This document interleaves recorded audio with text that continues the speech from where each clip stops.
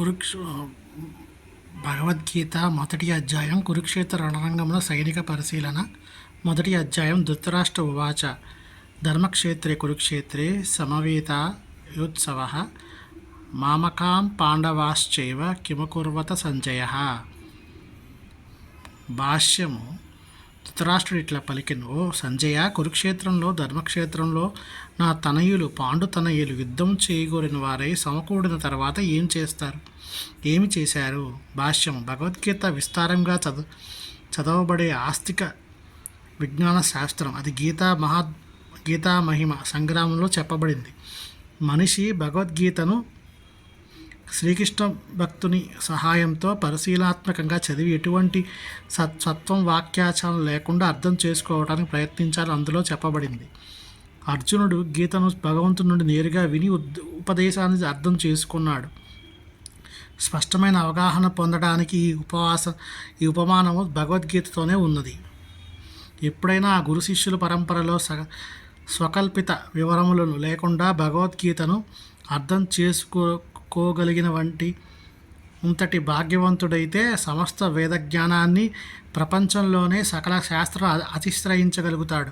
ఇతర శాస్త్రాల్లో ఉన్న విషయాలలో కాకుండా అన్యత్ర గోచరించని విషయాలు కూడా పాఠకుడు భగవద్గీతలో కనుగొంటాడు. ఇది గీత యొక్క విశిష్టమైన ప్రామాణికత. దేవదేవుడైన శ్రీకృష్ణ భగవాన్ ద్వారా ప్రత్యక్షంగా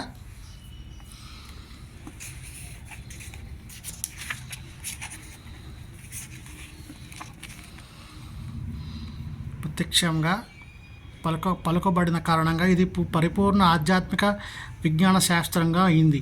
మహాభారతంలో వర్ణించబడినట్టు ధృతరాష్ట్ర సంజయుల సంవాద విషయాలు ఈ మహోన్నత తత్వశాస్త్రానికి మూల సిద్ధాంతమయ్యాయి. అనాది అయిన వేదకాలం నుండి తీర్థస్థానమైనట్టి కురుక్షేత్రంలో ఈ తత్వశాస్త్రము ఉద్భవించినట్లుగా తెలుస్తున్నది. ఈ లోకంలో భగవంతుడు స్వయంగా ఉన్నప్పుడు మానవాళి మార్గదర్శనానికి దీనిని పలికాడు. కురుక్షేత్ర రణరంగంలో భగవంతుడు అర్జునుడికి పక్షమున ఉన్న కారణంగా ధర్మక్షేత్రం ధర్మ విహిత కర్మలు చేయబడే స్థలం అనే పదము ప్రాధాన్యమైనది. కౌరవులు తండ్రి అయిన ధృతరాష్ట్రుడు తన తనయులు చరమన విజయావకాశం గురించి చాలా సందేహించాడు. ఆ సందేహంతో అతడు వారు ఏమి చేశారు అని తన కార్యదర్శిమైన సంజయ్ని అడిగాడు. తన సోదరుడైన పాండురాజు పుత్రులు యుద్ధం చేయాలనే నిశ్చయంతో కురుక్షేత్ర రణరంగంలో సమకూడారని అతను తెలుసు. అయినా అతడు ఆ విచారణ చేయకుండా చాలా ముఖ్యమైనది జ్ఞాతులైన సోదరుల మధ్య రాజీని అతడు కోరుకోలేదు.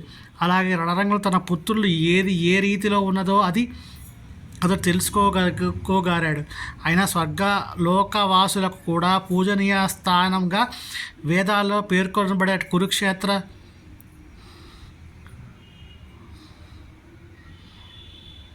క్షేత్రంలో యుద్ధం ఏర్పాటు చేయబడిన కారణంగా యుద్ధ పరిణామమైన ఆ తీర్థక్షేత్రం ప్రభావము గురించి అతడు చాలా భీతి చెందాడు. స్వభావరీత్యా ధర్మవరులైన కారణంగా అర్జునుడు ఇతర పాండుసుతులైన అది అనుకూలంగా ప్రభావాన్ని చూపిస్తుంది అతనికి బాగా తెలుసు.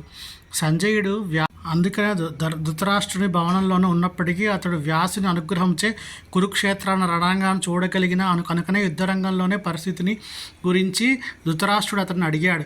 పాండవులు ధృతరాష్ట్రుని పుత్రులు ఒకే వంశానికి చెందినవారు, కానీ ధృతరాష్ట్రుని మనసు ఇక్కడ బయటపడింది. అతడు ఉద్దేశపూర్వకంగా కేవలం తన పుత్రులనే కురువంశీకులుగా పలికి పాండు సంతానాన్ని వంశం నుండి వేరు చేశాడు.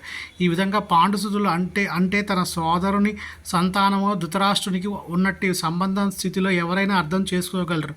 పంట పాలము నుండి కలుపు మొక్కలు తీసివేసిన రీతిగా ధర్మపితమైన శ్రీకృష్ణుడు నిలిచి ఉన్నట్టు కురుక్షేత్రంలో ధర్మక్షేత్రం నుండి కలుపు మొక్కలైనటువంటి దుర్యోధనాది ధృతరాష్ట్ర తనయులు పెరికివేసి ఇవ్వబడినారని ధర్మరాజాది పరమధర్మయుతులు భగవంతునిచే సుప్రతిష్ఠులు కాగలిగిన మొదట నుండి ఊహించబడింది. చారిత్రక వైదిక ప్రాముఖ్యతతో పాటు ధర్మక్షేత్రం కురుక్షేత్రం అదే పదాలకు ఈ విశేషార్థం ఉన్నది. జై శ్రీకృష్ణ.